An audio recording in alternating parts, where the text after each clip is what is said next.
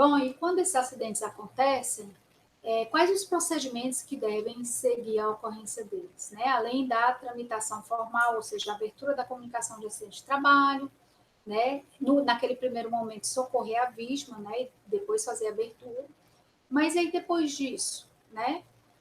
Há alguma exigência legal para investigação de acidentes ou não? Então, há sim uma exigência legal para a investigação de acidente. Todo acidente pós-ocorrência ele tem que ser investigado. E a ideia da investigação do acidente não é para buscar culpados, tá certo?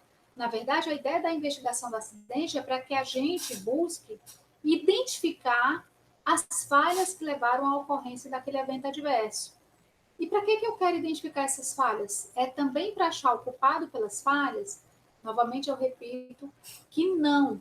A investigação do acidente, o alvo principal dela é reconhecer a situação acidentária, identificar essas falhas que levaram à ocorrência do acidente, que podem ser as falhas mais visíveis e aquelas falhas mais latentes que a gente vai entender aqui, e prevenir, através do trabalho dessas falhas, a ocorrência de novos acidentes daquele tipo, né, e daquela situação acidentária.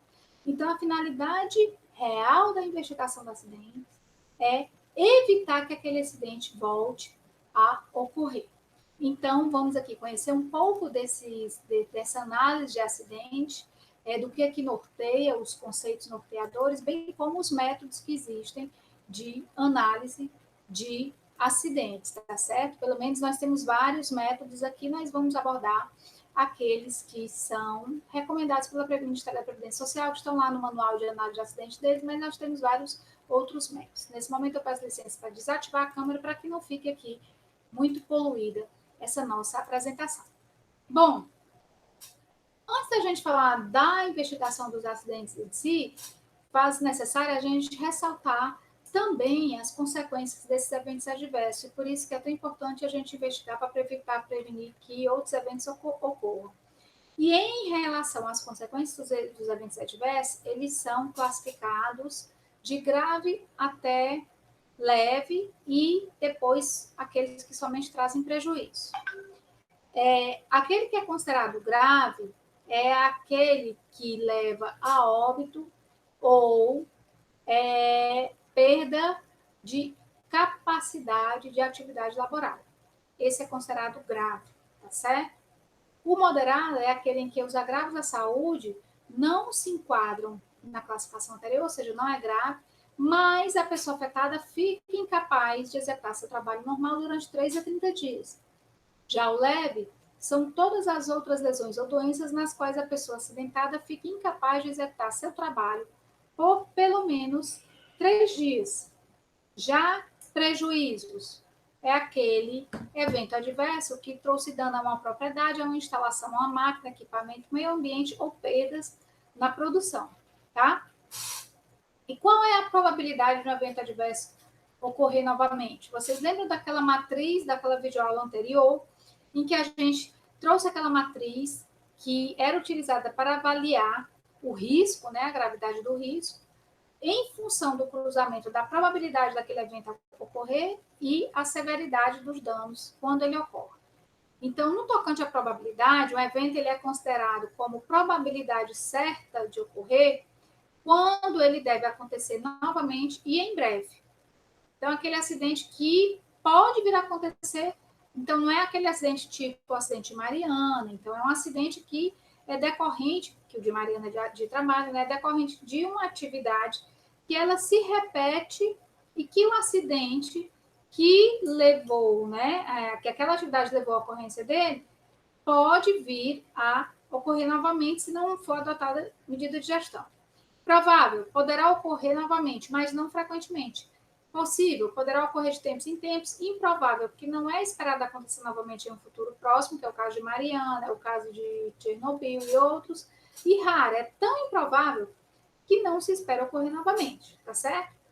E quais são os motivos para se avaliar o acidente? Eu já disse, comecei a aula falando do motivo principal que norteia, que é identificar as falhas para prevenir a ocorrência de um novo acidente através da gestão daquelas falhas. Mas as consequências dos acidentes norteiam sobre a importância da gente prevenir novo acidente daquele tipo. Porque sofrimento e problemas para os trabalhadores, suas famílias e outras pessoas e as empresas podem ser evitados, tá? Há também um custo para as empresas e para a sociedade quando ocorre um acidente. E, a depender da gravidade do acidente, esse custo é elevado. A análise de eventos adversos constitui também uma importante ferramenta para o desenvolvimento e refinamento do sistema de gerenciamento de risco, que essa é a principal finalidade, tá? E, consequentemente, a adequada avaliação das condições de segurança e saúde, né? Porque isso proporciona o conhecimento do risco e uma boa gestão.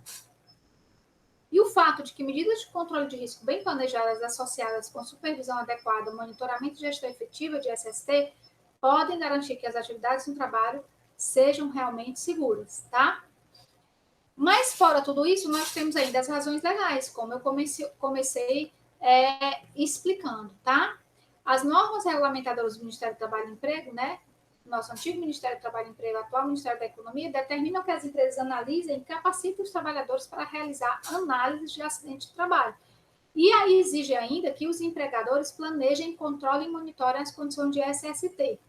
E a Previdência Social ainda pode, por meio de ações regressivas, pleitear o ressarcimento dos benefícios decorrentes de acidentes e doenças de trabalho, cujos fatores relacionados incluam a observação das normas de segurança e saúde do trabalho. O que é isso? Previdência Social está aqui, pagando um seguro a um acidentado. E ela pode, através de ações regressivas, cobrar da empresa, que a empresa ressarça o Estado, né? Quando eu falo Estado, o gestor, né? No caso, a União. O que a União pagou por seguro a esse acidentado, se for verificado que aquele acidente poderia ser evitado se a empresa tivesse cumprido simplesmente as normas de segurança. Ou seja, o não cumprimento da norma de segurança foi que levou ao acidente. Então a empresa vem aqui pagar o que eu já venho pagando, eu já paguei ao segurado em função desse acidente. Isso se chama ações regressivas, tá? Ainda, a legislação previdenciária prevê a majoração das alíquotas de seguros de acidente de trabalho em função da incidência de acidentes.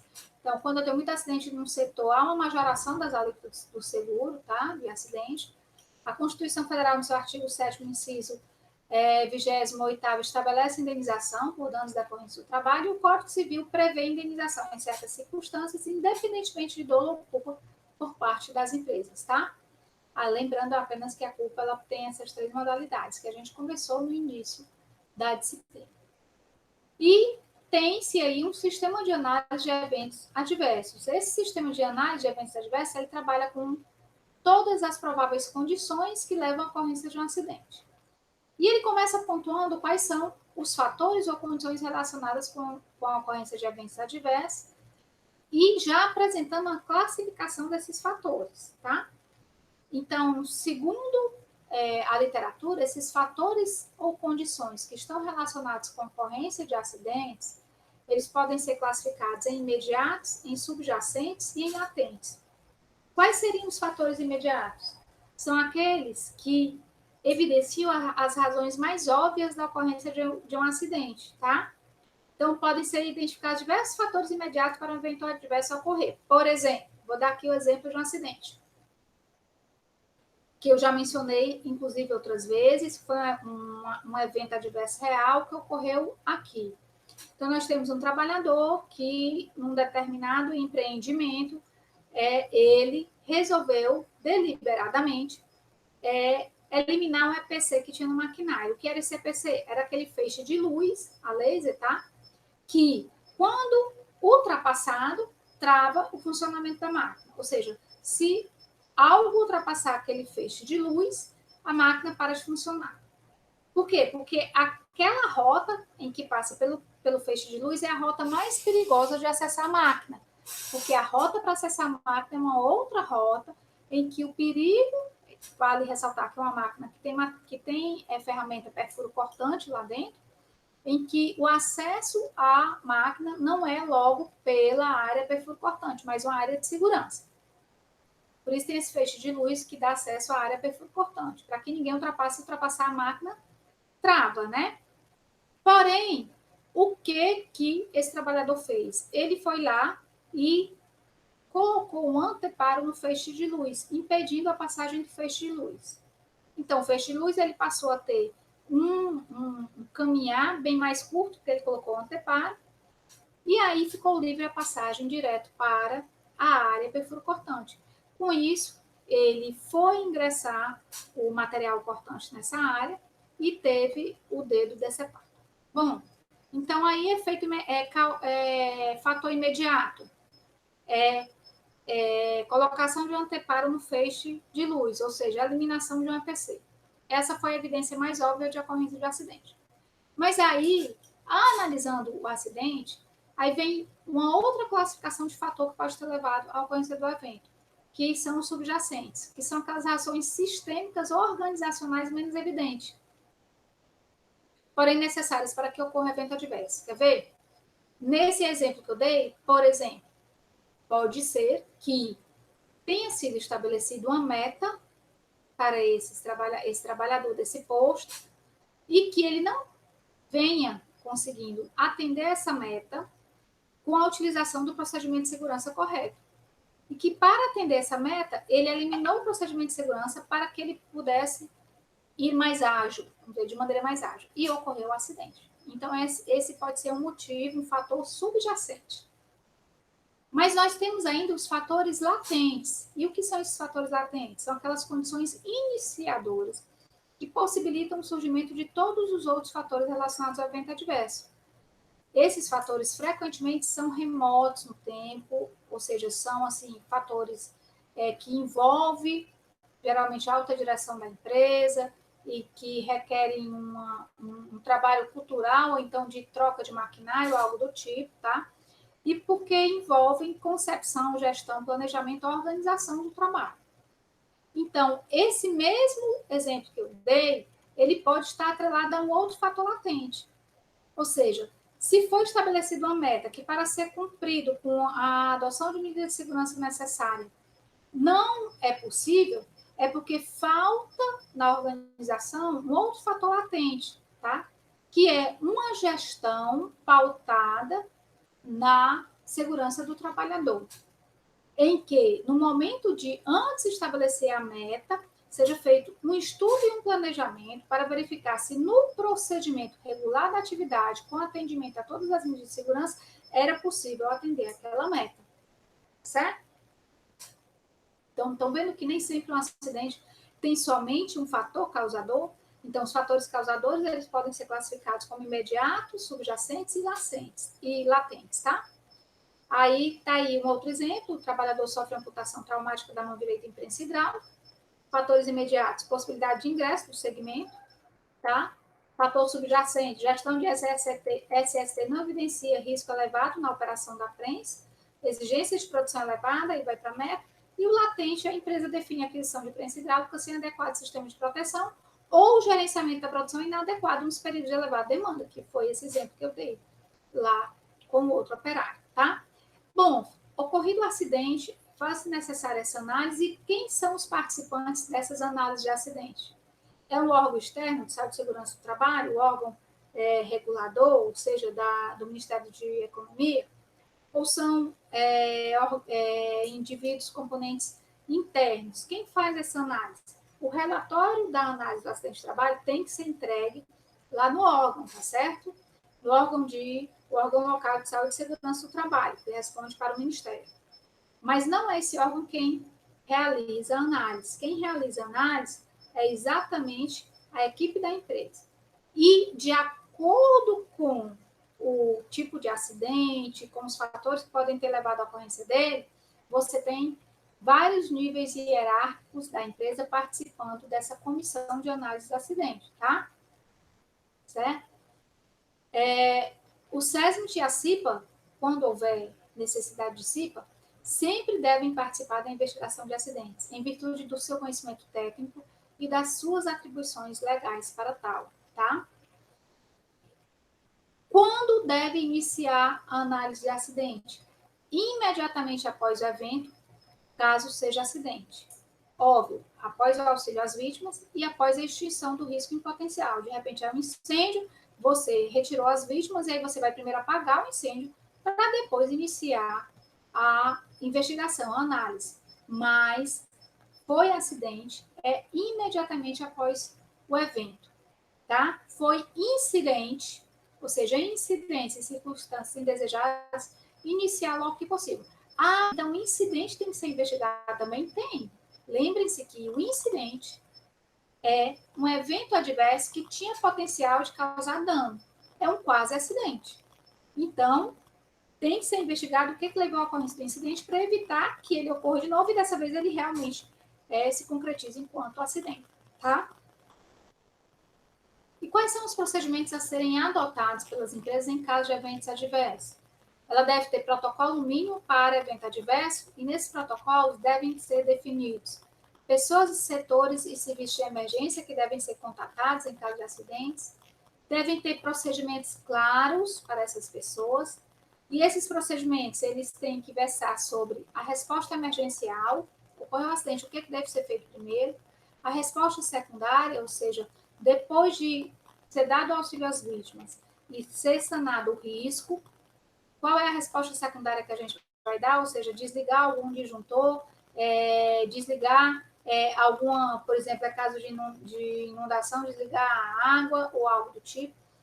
Depois, a obtenção preliminar dos dados, e nessa resposta secundária também a gente isola a área, e a decisão do nível de análise desse acidente, tá certo? Então, alguns exemplos de ações que devem ser adotadas como resposta emergencial, tornar a área segura.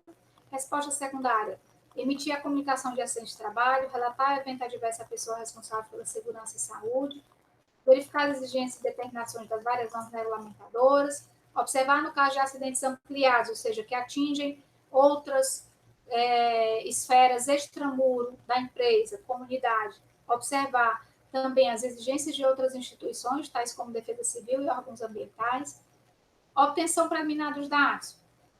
Muito importante preservar o cenário, anotar todos os dados relativos a vítimas, relacionar equipamentos, filmar e fotografar e coletar materiais para perícias, quando for adequado. E, depois de tudo isso, você decide qual o nível de análise desse acidente para que daí possa montar a comissão, tá? E como que eu decido esse nível de análise? Eu decido esse nível de análise com o suporte da tabela que eu vou mostrar a seguir, tá? Que é pautada naquela matriz de análise de risco, tá certo? E é essa aqui. Olha, similar àquela, né? Ou seja, probabilidade daquele evento ocorrer novamente e pior consequência potencial do evento adverso. Então, aqui no corpo desse quadro, né? Você tem o nível de análise, tá? Então, quando eu tenho o cruzamento da probabilidade rara com consequência leve, o nível de análise é mínimo. Porém, ele pode se tornar médio ou alto, como vocês podem ver aí, a depender do cruzamento do evento e da probabilidade de ele ocorrer, tá certo? Por isso que quem vai dizer o nível de análise é o tipo do evento, o porte da empresa, que também vai dizer o risco das consequências. Então, de posse dessas informações, é que eu posso decidir o nível de análise do evento com o suporte dessa matriz, tá? No nível mínimo de análise, as pessoas responsáveis, incluindo o CIP e SESMIT, onde houver, devem analisar as circunstâncias do evento para aprender lições gerais e prevenir ocorrências futuras. No nível médio de análise, deste deve envolver uma investigação pelo SESMIT, pela CIPA, por assessores de saúde e segurança do trabalho contratados e supervisores de equipes que deverão identificar os fatores imediatos, subjacentes e latentes que levaram à ocorrência daquele acidente, evidenciando em especial os fatores organizacionais que levaram à ocorrência daquele acidente. Já no nível alto de análise, você tem que ter uma investigação detalhada e deve ser desenvolvida por uma equipe multiprofissional, envolvendo, além do SESMIT e da CIPA, supervisores, gerentes, assessores de SST, representantes dos trabalhadores. Além desse corpo todo, você tem que ter uma supervisão de um gerente geral ou de diretores da empresa. E essa investigação irá procurar identificar os fatores imediatos, subjacentes e latentes, evidenciando também fatores organizacionais que levaram à ocorrência daquele acidente. E quais são as etapas de uma análise de acidentes, ou seja, de uma análise de evento adverso? Aí é só chamando a atenção que esse manual do Ministério do Trabalho e Emprego, que vem falando sobre como deve ser essa investigação de acidentes, ela chama a atenção que ideias concebidas sobre o processo, equipamentos, pessoas envolvidas e outros aspectos podem cegar aos analistas sobre a evento. Ou seja, quando você vai para uma análise de um acidente ou para uma perícia, você tem que ir desprovido de pré-ideias, ou seja, ideias pré-concebidas ou pré-conceitos sobre o acidente. Ah, foi um acidente. Ah, aquilo ali, aposto que essa explosão foi porque o metalúrgico não soube controlar a temperatura do forno. Então, você já vai com uma ideia pré-concebida. E você indo para campo com uma ideia pré-concebida, inconscientemente você vai buscar evidências que levem a comprovar aquela tua ideia pré-concebida, porque é assim que o nosso cérebro trabalha, né? Ele não trabalha no contrário, ele não é do contra. Ele busca comprovar evidências que justifiquem aquela ideia, tá? Só que nesse caso, essa ideia pré-concebida, ela atrapalha todo o processo de análise, tá? Então, a investigação efetiva, ela requer uma metodologia estruturada para coletar, organizar e analisar as informações corretamente. E envolve 4 etapas: a coleta dos dados, a análise das informações corretamente, a identificação das medidas de controle e um plano de ação. E por que um plano de ação? Porque eu preciso prevenir a ocorrência daqueles acidentes novamente, tá? Quem vai fazer tudo isso? Aquela comissão que foi definida segundo o nível de análise do acidente para fazer essa investigação, tá? Recomenda-se, para a coleta de dados, preservar o local e não remover ou instalar materiais, equipamentos ou proteções após evento adverso. Iniciar a análise no próprio local, evitar advertir ou punir as pessoas em decorrência de algum fato, né? Analisar, que é importante pontuar, jornadas, descanso, ritmo e carga de trabalho. Então, por isso que eu vou também buscar documentos de jornada de trabalho, pontos batidos, né, por aquele funcionário, para verificar se ele não estava com fadiga, tá? Em função da elevada carga ou de meta.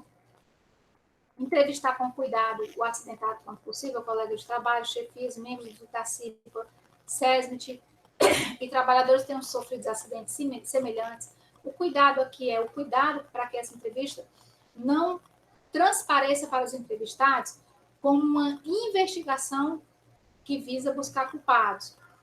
Deixar bem claro para os entrevistados que esse processo ele tem a finalidade de gerenciar riscos futuros de ocorrência de acidentes, tá?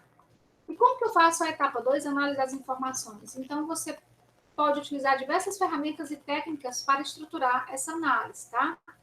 E o MTE, o Ministério do Trabalho e Emprego, né? O antigo MTE, ele não, eu continuo nomeando MTE porque no manual que foi utilizado como literatura base para essa aula, aí ele foi elaborado pelo MTE. Ele não define a utilização obrigatória de nenhum método específico, a escolha deve ser livre. Mas é importante ressaltar que as técnicas são simplesmente ferramenta e não a solução para os fatos. Os métodos pontuados por esse manual, eles são todos baseados na teoria de sistemas, e são os que propiciam análises mais abrangentes da ocorrência de um evento, tá? Por quê? Porque eles partem do princípio de que as empresas constituem sistemas sociotécnicos abertos, nos quais perturbações, inclusive advindas do seu exterior, são sim capazes de desencadear incidentes e acidentes, tá? Mas vamos falar dos métodos. Os 2 métodos que nós vamos abordar aqui são os métodos baseados em análise de mudança e análise de barreiras, tá? Bom, para fazer análise das informações, antes da gente entrar mais a fundo lá nos métodos, também a gente vai ressaltar que deve-se procurar responder as seguintes perguntas: o que aconteceu e por quais razões? Quais foram os fatores imediatos subjacentes e latentes na ocorrência dos eventos? E quando falhas humanas são identificadas como fator contribuinte para aquele evento? E falhas humanas, é importante a gente aqui pontuar algumas observações. Elas podem ser divididas em 3 tipos, sabiam?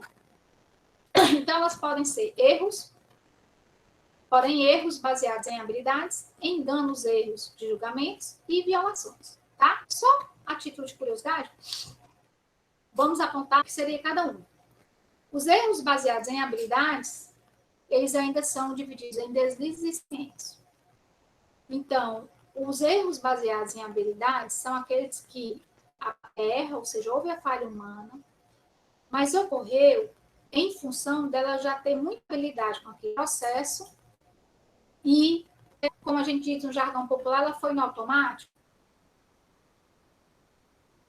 Esses erros baseados em habilidades do tipo deslize são aqueles que a pessoa está executando tarefa familiar automaticamente, porém, ela esquece algum passo, tá certo?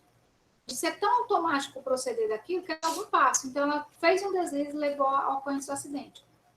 Mas nós também podemos ter esses erros baseados em habilidades ocorrendo em função dos esquecimentos, lapsos, tá? E esses lapsos, eles podem ocorrer, e são bem claros ocorrer, quando uma ação ela é feita fora da ordem habitual, ou um passo da sequência é perdido. Aí, como exemplo, eu trouxe que um frentista encheu de um caminhão para desconectar a mangueira quando foi chamado para atender. Aquela chamada tirou ele do processo automático e do passo a passo que ele está habituado. Isso levou a esquecer de desconectar do abastecimento. Tá certo?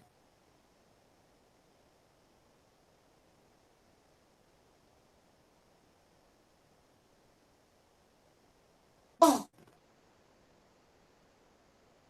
ainda sobre as... Os enganos baseados em regras, eles ocorrem quando aquela pessoa tem uma série de regras sobre o que fazer em certas situações e ela aplica a regra errada. Tá? Mesmo, não foi esquecimento, não foi... Ela entendeu que a regra errada naquele momento era que era certa. O engano baseado em conhecimento acontece quando a pessoa não lhe é familiar, para a qual ela não tem regras pré-estabelecidas, e ela tem que tomar uma decisão sobre como fazer. Tá? Não tem nenhum procedimento claro sobre o que fazer. E nessa tomada de decisão própria, já que não tem um procedimento, ela adotou uma decisão que não era mais apropriada para a situação que levou à ocorrência do acidente. Exemplo.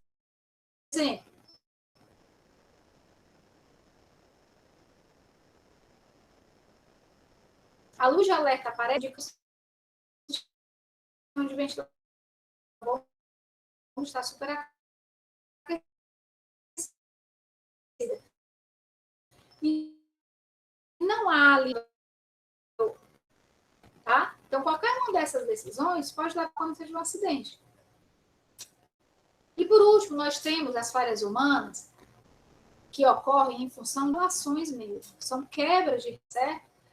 Então, são falhas deliberadas, tá certo? A pessoa sabe que aquele não é o procedimento correto, mas ela adota aquele procedimento, tá? E, muitas vezes, adota o procedimento tempo e esforço, ou para aumentar a produtividade, ou para melhorar o resultado. Claro, exemplo que eu mencionei no início dessa aula, aquele trabalhador que foi lá e colocou um anteparo no feixe de laser do maquinário para a área perfil cortante da máquina, para otimizar a sua produção. Então, ele liberadamente foi lá e eliminou um procedimento de segurança, tá? Mas aí vem a análise para buscar aqueles fatores lá, né? Será que não tinha uma demanda de método muito grande? A análise vai dizer se tinha ou se não tinha. Se não tinha, não. Foi uma violação sem outro motivo que levasse a tal. Ainda em fatores relacionados ao trabalho e às falhas humanas, nós temos os fatores humanos que podem levar ao acidente, como a ausência de habilidade física, a ausência de competência, fadiga e estresse. Nós temos os fatores organizacionais aí também atuando, tá? E os fatores das instalações de equipamentos, às vezes é maquinário que é de difícil manipulação, museu e não tem instrução, às vezes o layout do local de trabalho não é apropriado, leva à ocorrência do acidente, tá certo? A etapa de identificação de controle necessárias, ela prevê que a análise tem apontado quais foram as falhas e tem apontado a indicação de possíveis soluções. E aí vem essa etapa e responsabilidades para assegurar que o cronograma de implementação das medidas de controle de gestão desses riscos seja implementado de fato, tá? E por tá? Isso estruturado, tudo isso, ou seja, o final, como que a empresa vai colocar em para minimizar o risco daquele acidente vir a se repetir, tá? Bom, quais são os 2 métodos de análise de acidente alvo dessa aula de hoje? Então, nós vamos pontuar 2, nós temos vários outros métodos, mas vamos pontuar esses 2, que é a análise de mudança e a análise de barreira, tá? É um acidente.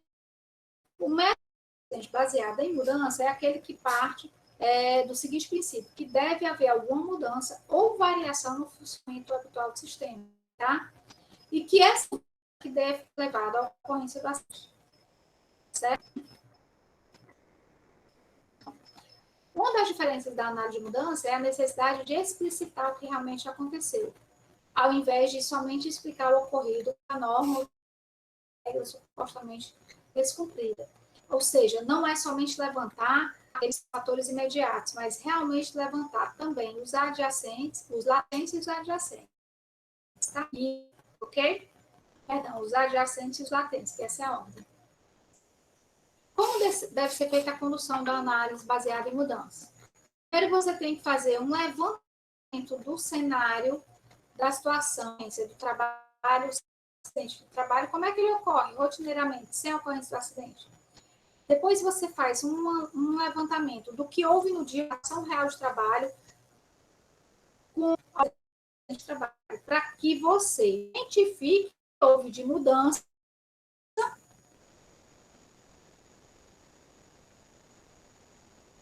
para que chegue à origem. Ah, peraí, quando não houve acidente, aconteceu assim, assim, assado, não tinha meta tão alta. Por que que naquele dia do acidente? Opa, trouxeram uma meta mais alta. Por isso que ele um peixe laser. Então, já achei uma variação, mudança da meta, tá? Para uma meta mais alta. Então, uma das origens, ou seja, um dos fatores causadores, além do imediato, foi também um fator latente, que veio ali do aumento da meta. Vou avaliar se esse fator latente, se esse fator adjacente também é latente, ou seja, vinha uma gestão ou não, foi um gestor novo que entrou, queria mostrar a meta. Falar com a gestão superior, porque não fazer essa filosofia de algo feito antes uma análise preliminar de risco. Então, essa é a filosofia da análise de acidente baseada em mudança. Aqui a gente trouxe alguns tipos de acidentes.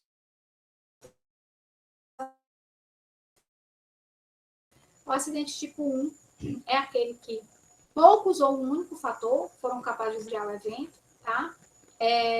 E retrata a gestão de SST ineficaz ou eu trouxe aqui, por exemplo, o trabalhador utilizando imprensa aberta, pela área de risco, o trabalho de 4 dedos, tá certo? Ou seja, total ausência do sistema de SST, então é um acidente tipo 1, é muito fácil de ocorrer, porque não tem sistema de gestão nenhum. O acidente tipo 2, ele já tem uma taxa de frequência moderada.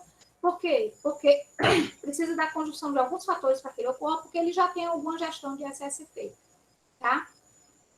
Embora seja uma gestão de SST reativa, tá? Baseada em controle de comportamento, não é uma gestão proativa, mas ela existe, tá certo? Como exemplo, eu trouxe aí o caso de, durante a atividade de conserto e manutenção, o motor de uma empilhadeira quebra, e para consertá-lo, o mecânico precisa de um equipamento para suspensão, que também está quebrado. Porém, o conserto é urgente, porque há entregas atrasadas e não há nenhum outro equipamento de empilhar. O mecânico então, apoia o motor em 2 sarrafos de madeira sem nenhuma estabilidade. O motor escapa e atinge a mão do mecânico, ferindo, tá?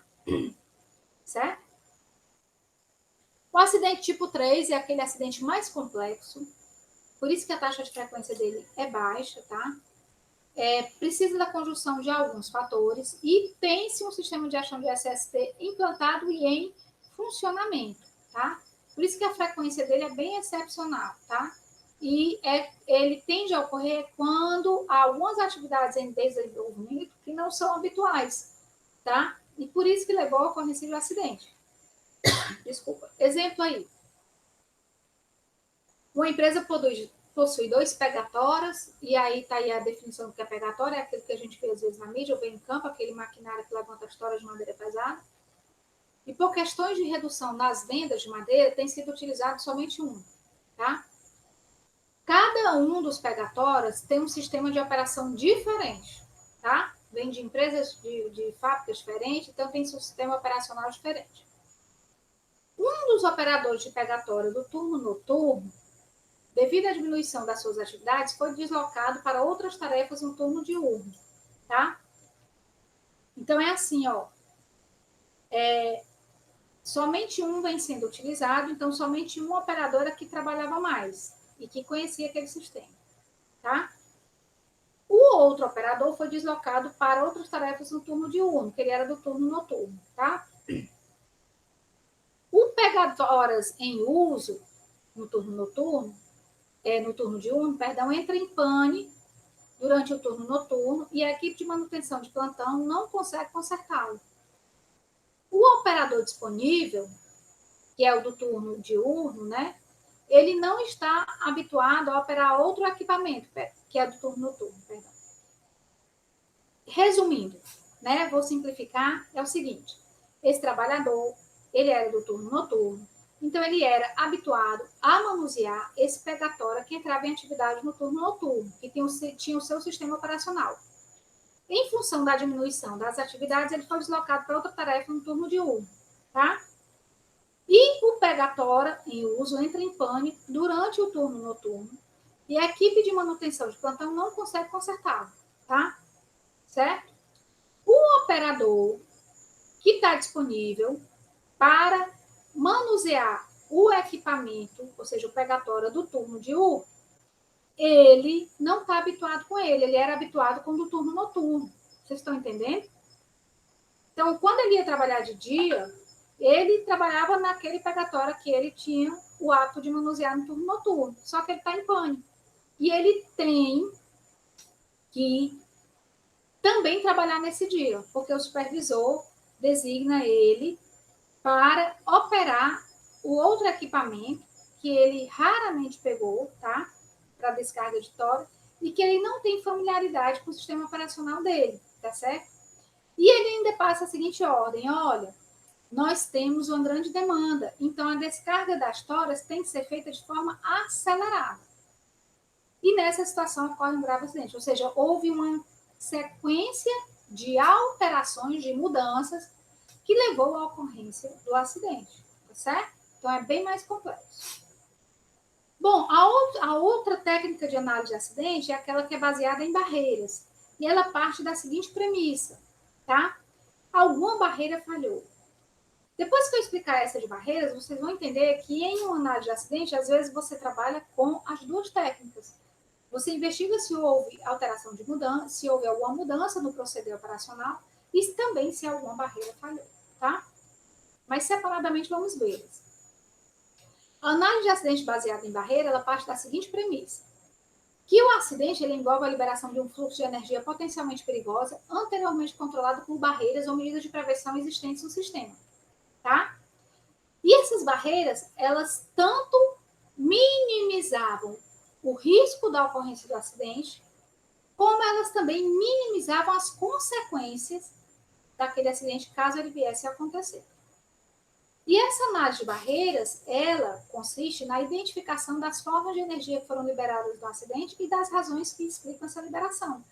E a ênfase ela é colocada na exploração das barreiras de prevenção que existiam, ou então que deveriam existir naquele sistema, que seriam capazes de evitar a ocorrência do acidente adverso em análise, bem como também a ênfase passa para a avaliação das barreiras que deveriam existir, ou então que existiram e falharam, que minimizariam as consequências daquele acidente, tá? Então, vocês veem aí nessa ilustração o evento indesejável, o potencial de dano ou lesão aí no círculo, tá? Representado pelo círculo. Aí vocês veem aí as barreiras, tá? Do lado esquerdo da tela, em direção ao círculo, vocês veem aquelas barreiras que visam minimizar os riscos daquele evento adverso vir acontecer. E do círculo para o lado direito da tela, vocês visualizam aquelas barreiras que objetivo minimizar as consequências caso aquele evento venha a acontecer, tá? E o que são barreiras, né? Já que a gente está falando em uma análise de acidente baseada na investigação de que barreiras falharam, né? Barreiras são equipamentos, construções ou regras que interrompem o desenvolvimento de um acidente ou reduzem suas consequências, tá certo? Então, nós temos as barreiras classificadas em barreiras físicas, barreiras funcionais, barreiras simbólicas e barreiras imateriais. Então, como exemplo de barreiras físicas, a gente tem aí qualquer obstrução ou obstáculo, tá? Então, por exemplo, em situações de manutenção numa via, tá? De tráfego, você pode utilizar aí um obstáculo físico, tá? Que é o caso do cavalete, sinalizado, devidamente sinalizado, indicando que ali você não pode passar, tá? Então, é uma barreira física para evitar que você ultrapasse e se depare com uma via em manutenção e haja um acidente. Barreira funcional. Qualquer tipo de intertravamento ou bloqueio funciona como uma barreira funcional. Muito clássico, né, na engenharia elétrica, você ter ali naquelas centrais, né, nos disjuntores, esse sistema de intertravamentos e bloqueios, tá? Então, quando você tem aquela grande central com disjuntores, com as chaves, você passa cadeado, né, e você controla o acesso à chave desse cadeado. Porque na hora que você abre aquilo ali, por exemplo, energiza uma rede, né? Você tem que ter a responsabilidade sobre aquilo, porque se tiver alguém indo para lá, pode sofrer um choque. Então, quando você desenergiza, o contrário, desenergizei aquele ramal para ser feita a manutenção. Aí você fecha e passa o cadeado, porque se você não fizer isso, alguém pode ir lá e acidentalmente ligar de novo. Ou a chave está desligada, vou ligar, sem saber que tem alguém trabalhando na rede, naquele ramal, e aquela pessoa morre eletrocutada. Barreira simbólica. Toda sinalização de segurança é um exemplo de barreira simbólica, tá certo? E aí, depois, quem tiver curiosidade, vai ver que nós temos NR para sinalização também, tá? E barreiras imateriais, ou seja, são aquelas que não são materializadas fisicamente como sistema de intertravamento, mas elas existem enquanto leis, regras e princípios. As próprias NRs são barreiras imateriais para a prevenção de ocorrência de acidentes, porque elas trazem uma série de procedimentos necessários para evitar acidentes, tá certo? Então, a investigação baseada em barreiras, ou seja, na análise do acidente baseada em barreiras, ela parte das seguintes premissas. Quais as transferências de energias que ocorreram no acidente, quais as origens ou fontes de cada uma dessas formas de energia, quais as barreiras que existiam no sistema para evitar acidentes daquele tipo e por que falharam, tá? E o que levou a essas falhas e quais alguma barreira não existia que deveria existir, certo? Então, basicamente, essa é a análise de acidente baseada em barreiras. Aqui, como exemplo, a gente trouxe o caso de um trabalhador que, sem capacitação e sem autorização, foi contratado por uma empresa terceirizada para realizar a manutenção elétrica na mineração de brita, ou seja, ele estava sem capacitação e sem autorização. E foi contratado por uma terceirizada para realizar a manutenção elétrica nessa mineração de brita. Essa manutenção seria realizada no motor elétrico de uma correia transportadora. O sistema de chaves elétricas do quadro de comando da empresa não possuía dispositivo de bloqueio. Qual era o dispositivo de bloqueio aqui? Essa barreira aqui, ó, barreira de intertravamento, de bloqueio. Então, a empresa já não tinha essa barreira funcional, tá? Lá no quadro de comando da empresa. Não tinha nenhum dispositivo de bloqueio. Quem quiser chegava lá e mexia no quadro de comando. Não foi realizada uma análise preliminar de risco. As APRs, ou seja, todo o plano de gestão é uma barreira imaterial, tá? Nem muito menos foi emitida a ordem de serviço específica para a realização daquele serviço, com as medidas de segurança necessárias, tá? O que aconteceu? O empregado terceirizado foi lá no quadro de comando, desligou a chave de acionamento do motor e foi fazer a manutenção. Enquanto isso, o operador da correia transportadora foi avisado de forma rápida e incompreensível do tipo de serviço que seria realizado. Tipo assim, ó, Ei, vamos fazer a manutenção aí na correia. Ele, oi, o quê? Manutenção. E ele saiu, porque essa manutenção foi feita exatamente na hora do almoço dele, que era o horário que o trabalhador da manutenção teria ali livre para fazê-la. E ele estava com fome, né? O rapaz foi comer, nem prestou atenção, em função da forma com que foi comunicado, tá? Esse trabalhador lá da correia, ele volta do almoço. Lembra que o quadro de comando não possui dispositivo de bloqueio? Então, do mesmo jeito que o rapaz da terceirizada foi lá e desligou a chave de acionamento do motor, não tinha como cadear aquilo ali, né, para ninguém mais ter acesso. O rapaz, quando retornou do almoço, percebeu que o equipamento não estava funcionando. Ele supôs que ou foi uma queda de energia, né, e desligou, né, a chave de comando, né, aquela chave ali. Ele nem lembrava do aviso que ele tinha recebido, por quê? Porque ele tinha recebido assim de maneira bem vaga, tá certo? Incompreensível, tá? Como eles estão no meio rural e é frequente a queda de energia, tá? Ele vai lá no quadro geral, verifica que a chave está desligada, ele não percebe a presença do eletricista no outro lado do motor, vai lá no quadro, liga a chave. Quando escuta é o grito do eletricista, né? Aí, pronto, tivemos aí o cenário de algumas barreiras de prevenção de acidente que falharam. Aí vamos analisar se falhou alguma barreira de minimização das consequências, ou seja, da dissipação da energia daquele acidente. Foi chamado socorro. Houve demora no atendimento. No local não havia ninguém que soubesse prestar primeiros socorros ao acidentado. E, em função disso, ele faleceu antes do atendimento. Ou seja, nós tivemos falhas de barreiras da prevenção do evento e falhas nas barreiras de minimização das energias dissipadas em função do evento, ou seja, minimização das consequências. Então, essa é a análise baseada em barreiras, tá? Então, nesse exemplo, as barreiras de prevenção abaixo estavam ausentes e permitiram que o fluxo de energia atingisse o trabalhador, e as barreiras de proteção que falharam foram essas. Ok, gente? Em resumo, nós temos aqui nesse quadro alguns exemplos de funções de barreiras, tá? Por exemplo, portas e cercas, filtros, tanques, válvulas são barreiras físicas que têm a função de evitar saída ou entrada. Airbags e sprinklers são barreiras físicas que têm a função de dissipar energia em caso de acidente. Códigos de acesso, sequências de ações são barreiras funcionais que têm a função de evitar movimentos ou ações indesejados. Outro sistema também, cadeado, sistema de intertravamento, guarda-corpo, grade, proteção contra queda, tem também a função de evitar movimentos ou ações, são barreiras funcionais. Instruções, procedimentos ou normas, barreiras imateriais, regulações, permissão de trabalho, ordem de serviço, barreiras imateriais, tem a função também de controlar ações, certo? Aqui, por fim, a gente encerra com alguns exemplos de acidentes, tá? E que, lembrando aquela nossa aula de ritmos biológicos, né?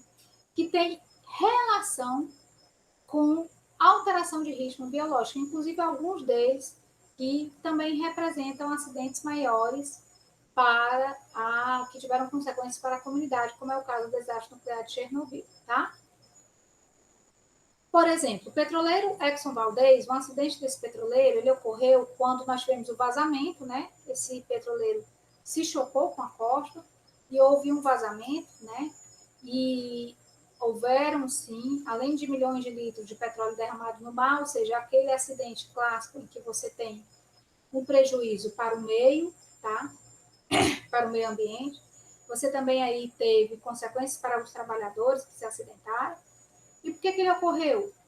Segundo a investigação do acidente, a análise desse acidente e o resultado, os tripulantes estavam com uma carga excessiva de trabalho, vários dias tendo que ficar acordado conduzindo o petroleiro, porque tinha uma meta de chegar ao destino o mais rápido possível.